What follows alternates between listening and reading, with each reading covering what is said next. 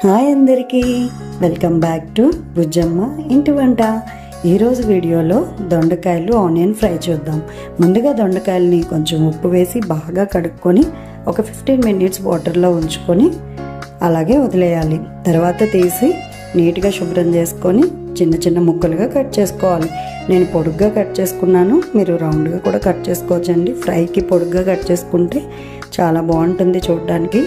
తర్వాత oil heat చేసుకొని వెల్లుల్లిపాయలు, పోపులు, అలాగే పచ్చిమిర్చి, ఆనియన్స్ వేసి బాగా ఫ్రై చేసుకోవాలి.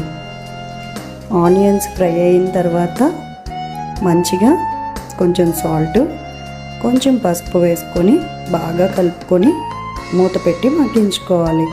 ఇలా మూత పెట్టి మగ్గించుకున్నప్పుడు ఆనియన్ మంచిగా ఫ్రై అయిపోతుంది.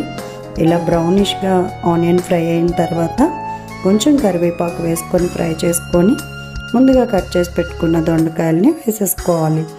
ఇలా వేసుకున్న వెంటనే మంచిగా కలిపేసుకొని మూత పెట్టి మగ్గించుకుంటే దొండకాయ కూడా మంచిగా మగ్గిపోతుంది. సిమ్లో పెట్టి మగ్గించుకుంటే బాగా ఉడుకుతుంది, టేస్ట్ కూడా బాగుంటుంది. తర్వాత కొంచెం కారం వేసుకొని, అలాగే కారం నేనైతే 2 స్పూన్స్ వేసాను, మీరు తగినంతగా వేసుకోండి. కొంచెం ధనియాల పొడి కూడా వేసుకొని బాగా ముక్కలకి పట్టే విధంగా కలుపుకొని మూత పెట్టి మగ్గించుకోవాలి. అంతేనండి, మగ్గించిన తర్వాత మరి మంచిగా ఫ్రై అయిపోతుంది. చాలా చాలా బాగుంది.